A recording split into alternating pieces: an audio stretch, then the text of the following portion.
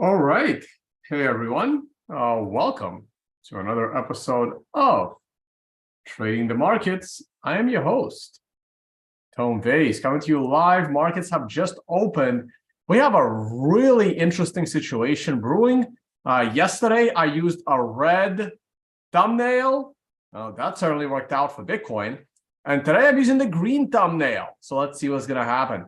Let's go straight to the charts. And we're going to start with the most important market, which is, again, the S&P. We'll get to Bitcoin in a minute. Yesterday's video was super important. Let's go to the daily futures chart. The daily futures chart was literally right near the low. When I did my video yesterday, I did not alter this line. I did not. This line is exactly where it was. I can't fudge this line anymore. Like, this is it. There's nothing I can do with this line. And I was very, very concerned that the candle was on the verge of closing below basically triple support. We had the MRI buy. I'm going to get to that in a second. We had the trend line and we had the MRI support line. Everything was in danger of complete and utter collapse. And I anticipated I didn't anticipate, but had the candle closed down here, I would have been super concerned about S&P. And I pointed to the weekly chart saying the weekly chart still has, another day or two, like 48 more hours to reverse this ship. Now, this is pretty much the same trend line, but on a weekly scale. This one, I probably can fudge a little bit to make it match the daily scale. I can make this like a little bit steeper, but it doesn't matter. I mean, that's really the trend line here. And I did have this green arrow, like this is where I'm expecting the S&P to reverse. Here's the really interesting thing. So I was always looking at the S&P, the index S&P, the one you cannot trade. You cannot trade the S&P index. You have to trade the S&P index in a quasi-about way. You can trade it through the futures markets, which is the ES. There's also SP futures, but ES is way more liquid and way less leveraged. And by less leverage, I mean it's only leveraged 50 to 1 and not 250 to 1 like the SP, which is why the ES is way more liquid. 50 to 1 leverage is pretty damn big. 250 to 1 leverage is insane. Not even the crypto exchanges go 250x leverage, but that's what SP futures are. But that also means that the S&P index is the most important price point, not the futures, even though the futures are tradable. And I noticed this yesterday. In the futures, the MRI buy came on February 28th, which also then was followed by a bearish candle and then breaking the low, making that red star candle at the time. But because the candle rebounded, the red star did not stick around. Now, this red star will also go away if the price of Bitcoin rebounds today all the way up and ends up closing above yesterday's candle. This red star will also go away. But here is the interesting part. On the S&P, the real index, if we go to the daily scale, the MRI buy did not come on February 28th. The MRI buy came on March 1st. And it creates a very different picture once the MRI loads, which it didn't want to do. What's going on here?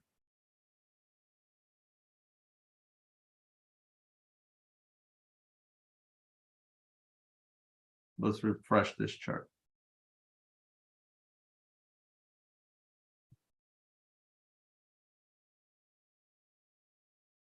Sometimes TradingView gets a little buggy and indicators don't load. You just refresh the chart and it loads. Not my fault. So here's the daily chart of the S&P. And you can see that on a daily chart of the S&P, the MRI sell came in perfectly right here at the top, and the MRI buy came in on March 1st. so that March 2nd, the day following the MRI buy, we had the reversal candle and a gorgeous bullish engulfing candle. Now, the reason why I didn't realize that the MRI buy came one day later on the S&P is because I use the futures market. Why do I use the futures market? Well, for two reasons. One is because this is the one you can actually trade. And two, this is the one that is 24 hours. It's not 24/7. It's only 24/5, but it's better than 7/5 because it trades off hours. And sometimes I do these videos when the stock market isn't trading, especially when I'm in other countries, and I want to see what the S&P is doing at night, let's say. Last night, when the Bitcoin price was crashing 1,000 points, in my Telegram group for MRI users, I even said, hey, what the hell is going on? Like I couldn't explain why it was crashing. And the first thing I did was check the S&P futures to see if the S&P futures were crashing after hours, because you can't tell that in the S&P chart. This is why it has gaps. And I saw that the S&P futures were not crashing. So I couldn't explain this crash in Bitcoin. So it has to be specific to Bitcoin. And this is why I think that the price will rebound in Bitcoin today or over the weekend. Because as you can see, the S&P daily chart is being very, very strong. You can see this gap. We just opened on the S&P as well. That's a beautiful bullish engulfing. We came in through support of a moving average, though I don't see this moving average on the futures chart. Well, mostly because I have it turned off, but all right, it is there. Okay, so the moving averages aren't there. It was just being cluttered. Let's drop that again.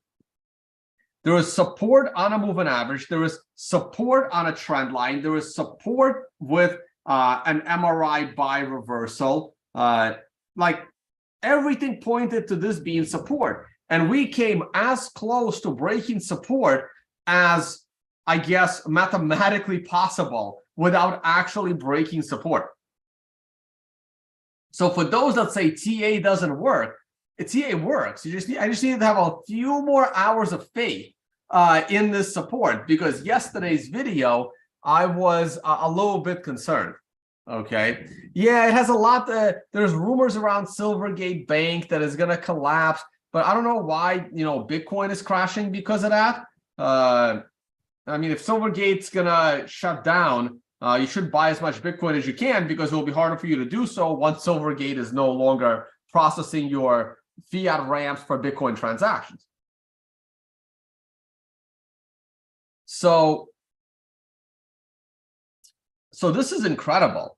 This is like one of the best examples of TA. There was so much support here. I was almost at a point, well, because there is way too much support, then it can't possibly hold. It's one of those reverse psychology things. This is too obvious to reverse the stock market. Therefore, it is unlikely to reverse the stock market. Am I buying the Bitcoin dip? Well, I'm hoping that I don't really like, I'm not really praying for companies to implode, but we are capitalists and we are all selfish. So if Silvergate Bank has to go, belly up, and I don't know, 5,000 people probably have to get unemployed, and if all that creates a price of Bitcoin drop to 20,000, I would prefer that, right? Because I see the stock market rising. Therefore, I know Bitcoin should be rising, but Bitcoin is not rising. So in my view, short-term panickers in Bitcoin are wrong. Sometimes quick panic is correct, and it leads to more downside. But in this case, I am under the impression that this is an unnecessary and an unwarranted panic. So if there is a problem with Silvergate and the news hits the wires and more panic sets in, I would love to buy Bitcoin at 20. So the answer is, I am not rushing to buy this dip, because right now Bitcoin is in a dangerous spot where it could break down to 20. But if it gets to 20, it's one of those situations where I usually say, yes, this is support, like in the S&P, let's say, right? I would say, yeah, this is incredible support, but don't blindly rush to buy this support. Wait for a reversal. So yesterday afternoon, this certainly could have been bought because you see the reversal. I normally say, hey, it doesn't matter how strong the support is. Don't blindly buy support. You need the market to prove to you that it's going to reverse. I don't take that. I'm not going to abide by that rule at Bitcoin 20,000. At Bitcoin 20,000, I will blindly add to my bullish position. That's an exception. There's very few exceptions. Now, here's the danger and one of Tom Vays's rules of trading. Like one of the Tom Vays's rules of trading, never double down a losing position. But here's the exception to the rule of doubling down a losing position. If you planned on doubling down a losing position in advance, not at the time, right? So what I'm saying is, because I am planning to blindly buy Bitcoin at 20,000, if I see something in the charts, I will do it, right? It's not a random decision to blindly buy on the drop. But this is also why I don't think Bitcoin will even get to 20,000. And Bitcoin is very, very likely to reverse from right here, right now at 22 and 3. Like it's very likely that that was the low. But I am going to wait for Bitcoin to prove it to me. In order for it to prove it to me, it needs to get back up to 23,000. So what I'm saying is, the moment Bitcoin gets back to this area of, well, that's actually a little bit high. The moment Bitcoin breaks these moving averages on the 4-hour chart, which is 23,400 bucks. Whoa, what the hell did I just do?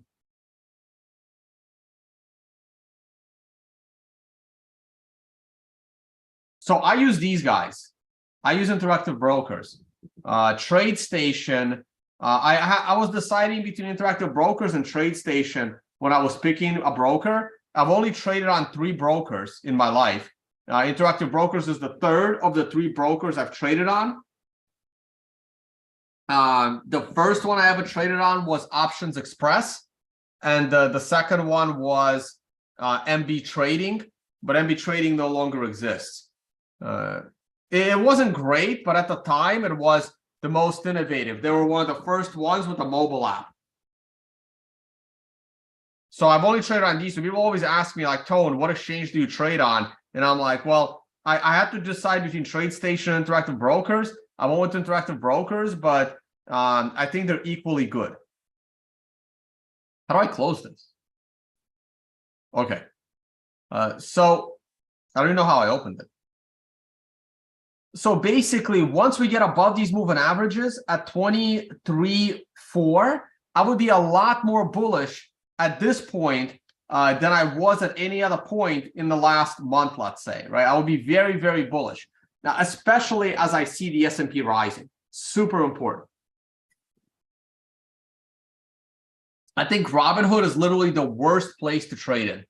Like, outside of like CFD brokers, like I actually have nothing good to say about Robinhood. I think Robinhood, I think the regulator should shut down Robinhood. I think Robinhood is a predatory company on young, unqualified traders, like predatory.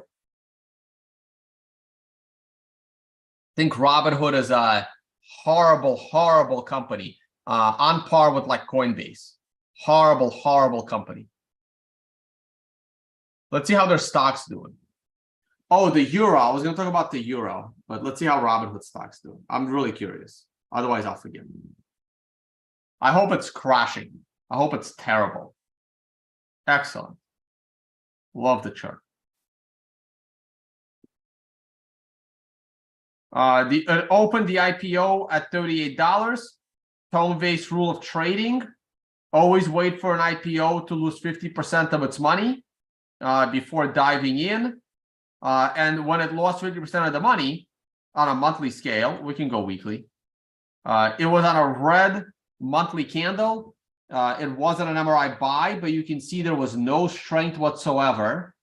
And on a monthly scale, it eventually made it down to a very low price.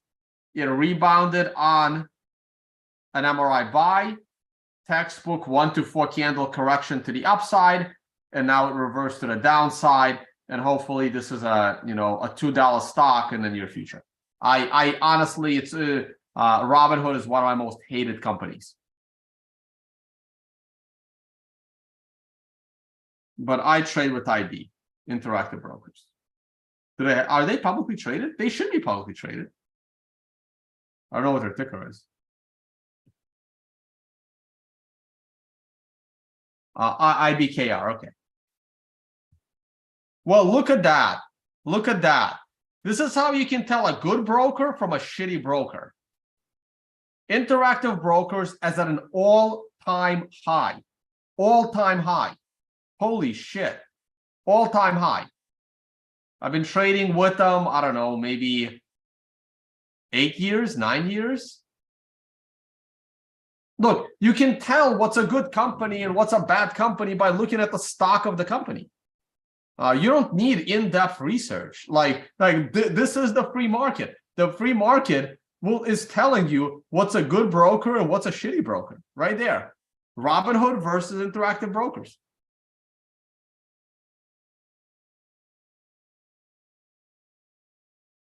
All-time high. Wish I knew. Look at that. But monthly MRI top coming. It's probably going to pull back. It's going to pull back most likely to this area. And then hopefully reverse from there. 1 to 4 candle correction coming up.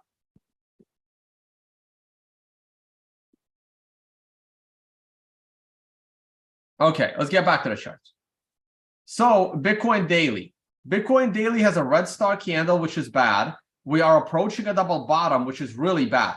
Like of all the places I expect Bitcoin to reverse, between 21,500 and 22,000 is the least likely zone for me. So either we have made the low or we're going below 21. I put a very low chance that Bitcoin will reverse from 21 to 21.5. That's like my least likely buy the dip zone. I give that like a 5% chance that that is the reversal zone. Either it's going to happen below 21, even below 20.5, because see that, sorry, that's 21.5, my bad. Between 21.5 and 22. We did not go below 22 yesterday. So either it reverses at 21, very close to 21, and I would not be buying, let's say, 21.4 to 21.9. So either it needs to be very close to 21 or below 21.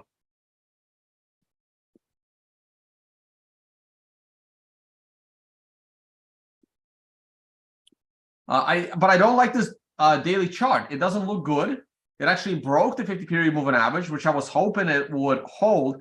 But remember, I actually give it a very likelihood, a high probability that Bitcoin rebounds all the way and holds the 50-period moving average. We may still get a red star candle, but I'm definitely not going to short Bitcoin here. I still think Bitcoin is very bullish because the S&P is very bullish. A weekly chart is not going to tell us anything, and neither will our position chart.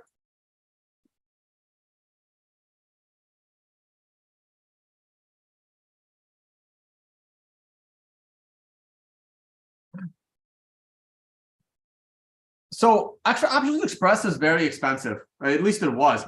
For a beginner, Interactive Brokers is not a hand holding.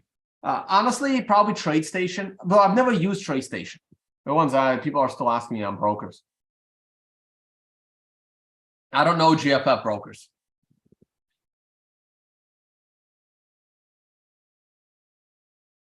We can do a whole show on brokers.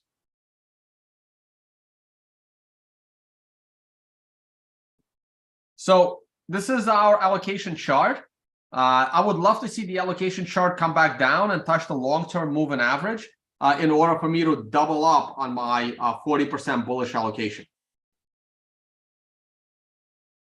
Would also love for Bitcoin to go to 20,000 so I can pick up Bitfarms again at a much cheaper price.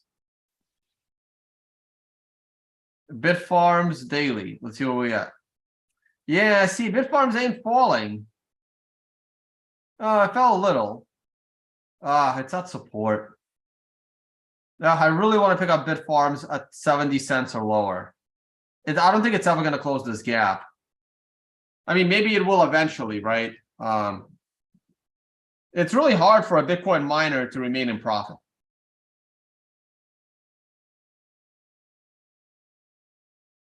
But Bitfarms is now at a double bottom because a Bitcoin miner has diminishing returns. It has diminishing returns. It has a lot of competition and it has diminishing returns. Bitcoin doesn't have this problem. Bitcoin doesn't have competition, contrary to what shitcoiners believe. I'm seeing the videos from Eat Denver. I will save my sanity and not turn on the sound of those videos. People are asking what's Bitfarms. It's a Bitcoin miner. It's my favorite Bitcoin miner. Do you like E-Trade? I have no opinion on E-Trade.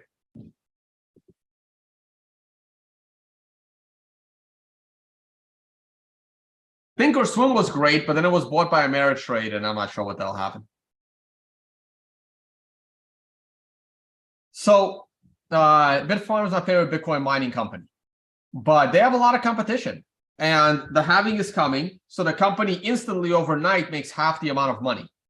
And while Bitcoin prices skyrocket, the investors in mining companies know this. So suddenly the companies start making a lot less money. So a Bitcoin miner's profitability largely depends on how they're able to hold on to their Bitcoin. So the best thing a Bitcoin miner can do is to retain as much Bitcoin as they can at the right time.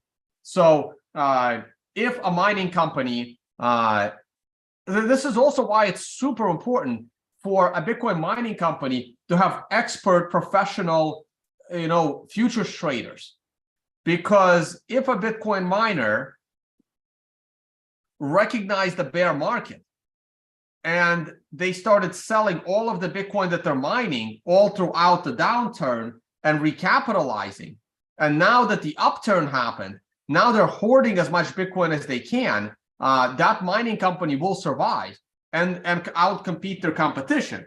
But a Bitcoin miner that is doing the opposite, a Bitcoin miner that was hoarding all of the Bitcoin they could in the bear market, and at the depths of the bear market had to sell all that Bitcoin in order for their company to survive, and they could still fail in the recovery of their company, then the company goes out of business. So literally, everyone, like, if you're going to start a miner, you think that the most important thing is cheap electricity and securing mining and making sure your miners are upright and you have quick turnaround and any problems with the miners.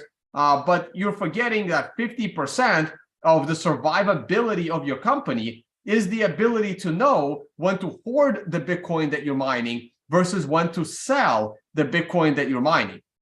And if you're not properly capable of doing that, your mining company will not survive. And that's why we encourage mining companies to come to the financial summit, because this is where you meet, the hedge funds and the traders and people that have, a track record of profitably investing and trading Bitcoin. Because if you're a mining company that can't do that, you're going to get screwed by the markets.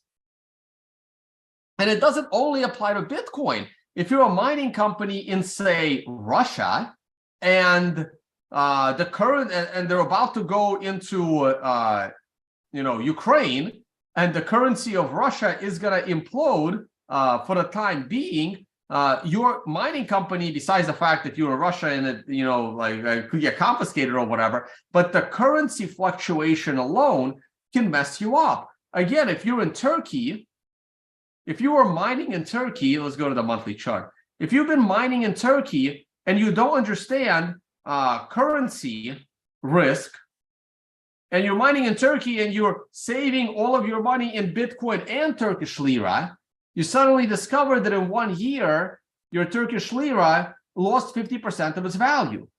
So you're like, well, that's your money, right? Like all you had to do was not hold Turkish lira, even though you're mining in Turkey, and convert it to US dollars. So understanding currency and which currency to be in is the potential survival of your company.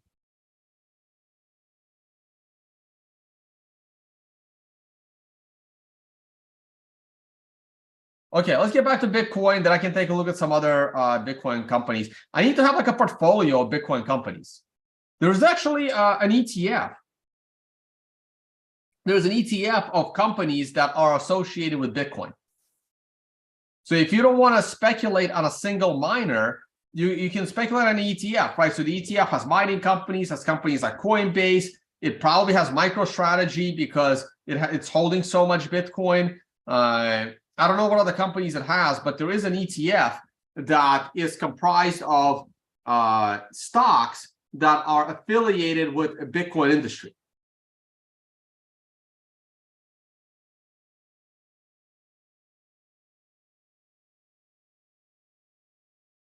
Okay, so weekly chart. The weekly chart, got rejected by a triple resistance, and now the best support is back at 20,000.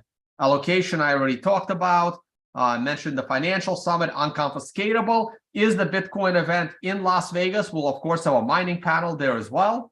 So come and join us in Las Vegas, December 7 and 8. Let's look at oil real quick.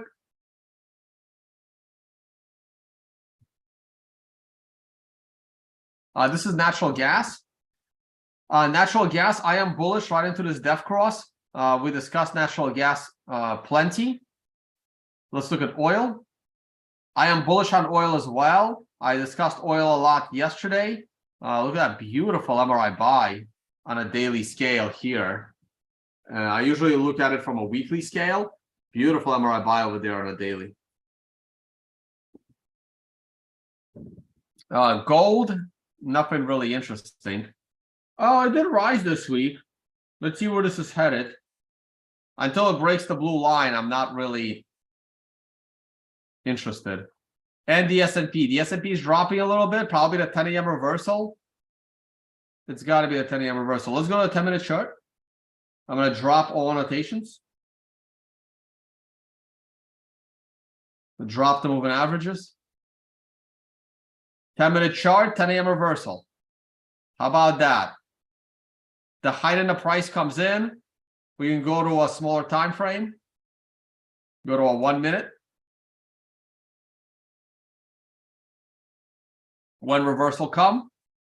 956. The high is made at 957. I think that qualifies as a 10 a.m. reversal. And the S&P goes down 14 points. Wow. Wow. That's good. 14 points in what, 10 minutes? In the futures market, you trade 2 ES futures, that's $1,400. But you would have had to time the top perfectly, time the bottom perfectly, and no one's perfect. So in reality, it's more like this. 10 points, $1,000 on 2 mini futures. If you trade one big boy, that was $2,500. This is what I used to trade. Let's see when it reversed yesterday. From down to up. Yesterday, where did the market open? Oh, it's a 1 minute chart. Let's go to a 10-minute chart. 10-minute chart. This is today. This is yesterday. Market opened right here at the bottom.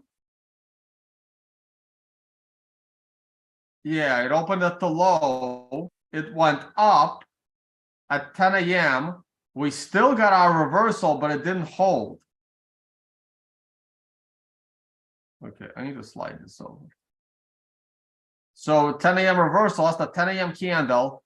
Yeah, no, that's rough, right? Because the reversal would have come at 10:10. There was no reversal, so there was no trade yesterday. We did go down 10 points, but it was from 10:10. I would not have taken that trade. Yesterday, there was no opportunity to trade the 10 a.m. reversal.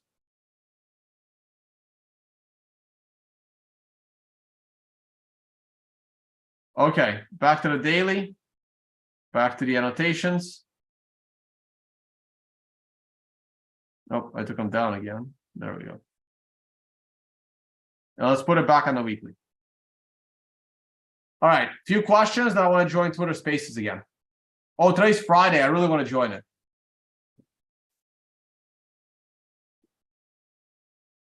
And I have to open a pack. It's gonna go very quick. BTC had gold cross 200 versus 50. Thoughts? What time frame? Daily or weekly? Let me see. No, it's the monthly. Well, that's not it, so it's got to be daily. Well, it hasn't had the cross yet. Oh, no, wait. BTC had a gold cross 200 versus 50. But these aren't. No, 50 is that. That was right here. That was back here. Yeah, of course it's bullish, but whenever the price is very high above the cross, it tends to pull into the cross. Same thing with the weekly in the opposite direction. Whenever the cross happens very far from the price tends to pull into the cross and then gets rejected or supported. I want to talk about the euro. I'm going to talk about that real quick. The euro is done. Put a fork in the euro. I think the euro is going to go down. I think it's going to go down to parity and then wait sub parity. I have had this view on the euro for years. I can't believe the euro still exists. I have been bearish on the euro ever since 2014. The moment Europe went to negative interest rates, the moment it broke this triple support line, I don't know what chart to look at that shows old arrows. I am bearish on the euro. I can't believe this currency still exists. And I do think that it's going to break up completely.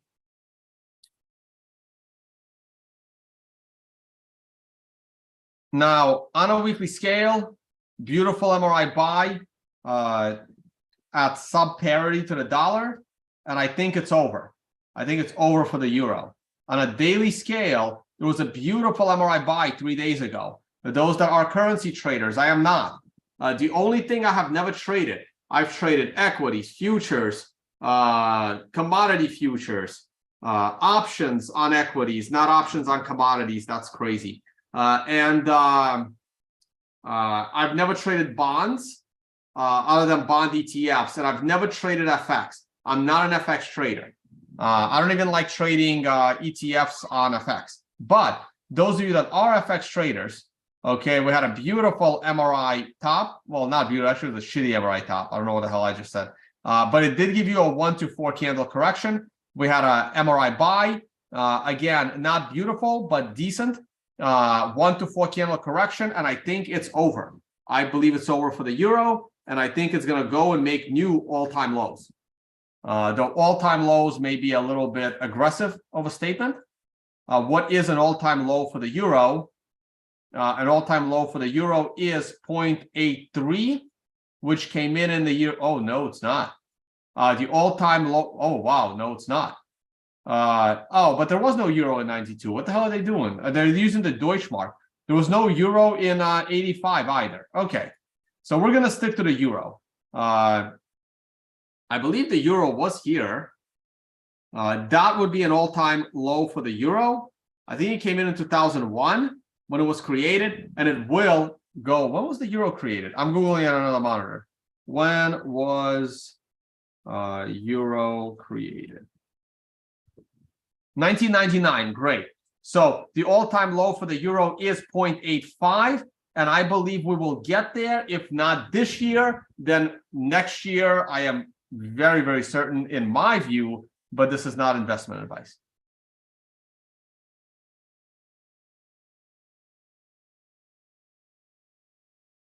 What to invest in if everything is going down? No, not everything's going down. I am unreasonably bullish on the US stock market. And I am unreasonably bullish on Bitcoin. I think Bitcoin and the US equities are the best places for the next several years. Those are my top picks for the best two things of where money is going to go. Real estate, not so much, unless you really know that space. Gold will probably go up. Oil will go up. I am a fan of commodities. I am especially precious metals, or rare metals, I should say, not precious. Commodities, or including oil, precious resources. How about that? Precious useful resources. The US stock market, the dollar would rise, and Bitcoin. So those are my bullish assets, and certain regions. Like, for example, I am very bullish on India. I am actually bullish on China, but though if they go to war with the US, that would cause some, concern. I am bullish on the BRICS, except South Africa. That's a basket case. So South Africa is a basket case. I'm bullish on the BRICS and any country that leaves the West for the BRICS. So I had that presentation up. So any country that disassociates from the West and joins the BRICS. So the leading candidates for that are countries like Hungary, countries like Iran, countries like Turkey, countries, Indonesia, for example. I'm bullish on those countries. Venezuela, maybe. Countries that break off from the West, Mexico. But Mexico can't break off from the West. They're bordering the United States. So they can't do that. If Mexico enters the BRICS, you're going to see the way Russia went into Ukraine, you're going to see 8 times that US is going to go into Mexico. So Mexico can't. They can just stay neutral as best they can. So any country that leaves the West and joins the BRICS, I am bullish on.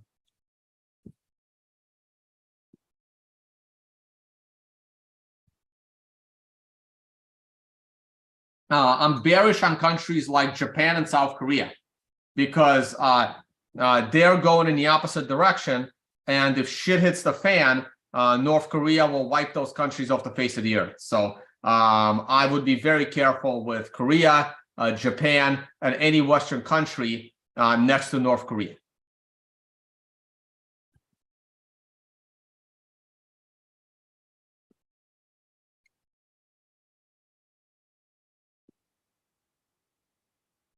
All right, guys, I'm going to open a pack.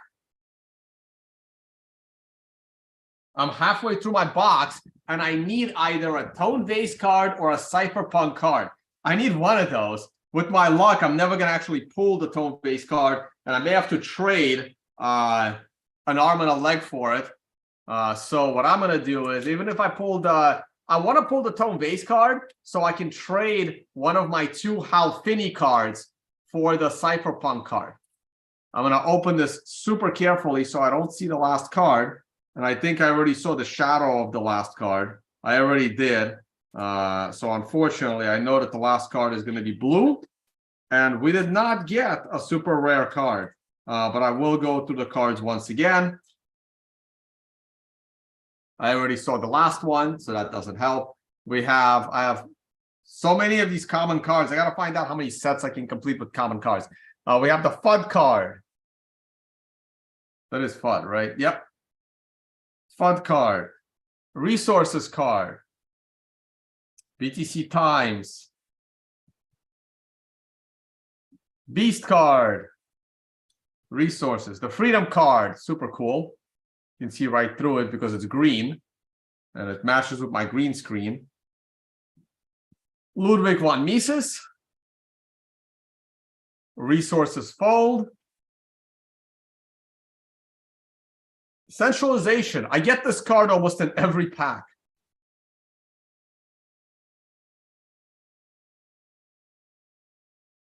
Bitcoin, having? No, 21 million Bitcoin card. Education card. And, wow, I have so many of these. The Satoshi limited edition. I think this is number 6 or 7 of these. So it is 1 of 1,000 card, I believe. And it is kind of rare, but I have a bunch of them already. All right, someone really wanted me to look at AI. I'll do that, and then we're going to turn this off. AI.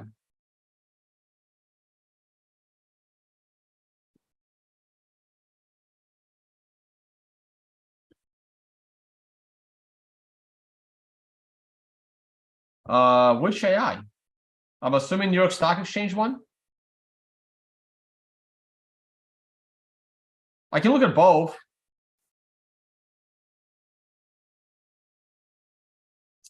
Looks great. Looks absolutely great. Monthly chart. Look what happens at IPOs. It goes up almost 100% on the first month of IPO.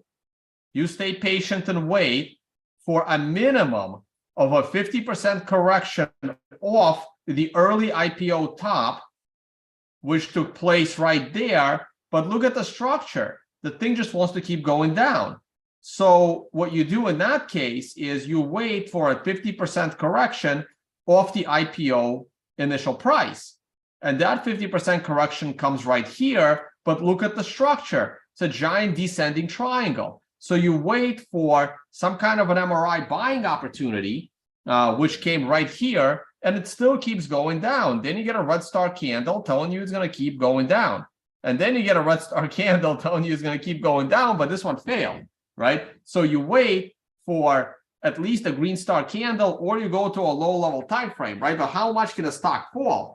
If this company is legit and they have intellectual property and they have a real business, they have clients, they have revenue, something shitcoins never do. You start looking at buying this thing somewhere, in this below $20 range. Go to the weekly chart. Let's see if there was any indication. There was an MRI buy right here, but that MRI buy was canceled by the red star candle. So again, you're screwed. And when would I have been interested in buying this company? Probably on this green star candle on the weekly.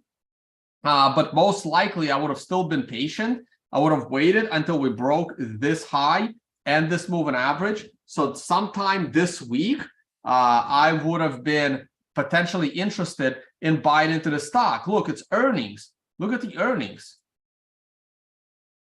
Where are they? Where'd they go? Look at the earnings. The earnings have always been positive. It's insane. This company, it was just overpriced. It's doing great. It's beating earnings every single year. Eventually, it was going to go up. It was just a matter of time. What is this thing? Oh, headlines. Yeah, it looks great. It is on an MRI top, but it's a consolidated MRI top, so I wouldn't worry too much. This looks great. Wish I knew about this earlier. You can go to the monthly chart, you can compare it. When is a good time to get in? Well, last month in February, when the green star candle was made.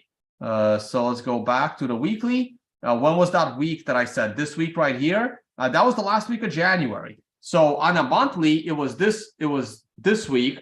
On a weekly, for me, it was this week. And now what about the daily? Was there an indication on the daily? Well, look at that. On a daily scale, the MRI marked the ultimate low. So, and it's and you can also back test the MRI. You can hey, did the MRI work before? Well, the prior MRI signal was here, which was a beautiful local top. The next MRI signal was here, which would have been a nice reversal that didn't live up to it. So you have a break-even trade. You exit on the red star. So you lost, 0.5%. Not a big deal. The next one was here. There was never a buying opportunity. There was never any strength. It was followed by a red star candle. So you stay away from the trade. Another red star candle, you stay away from the trade. I would not have gone in on this green star candle because it's out of nowhere. I prefer them after, I prefer to see an MRI bottom signaling the bottom. But right here, the MRI literally called the day of the low.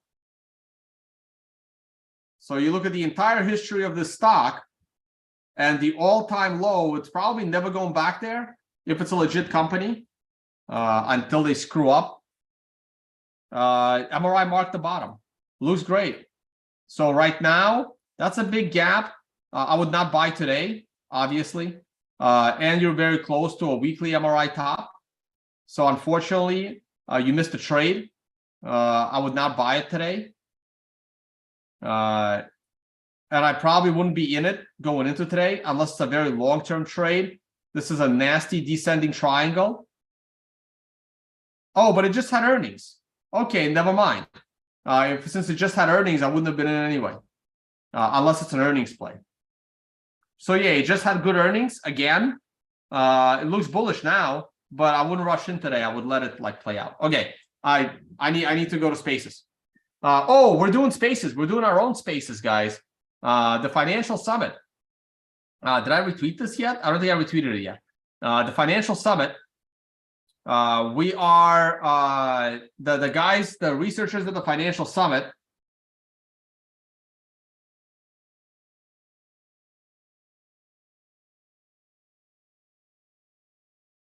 We'll host Spaces. So join us tomorrow. We're going to talk about all things finance. You will get to ask your questions. So join us in the Financial Summit Spaces tomorrow. All right, guys. Talk to you all on the next one. Don't forget to follow Unconfiscatable on Twitter as well. Right there. We'll be making announcements and tweeting stuff out from here. Bye, guys.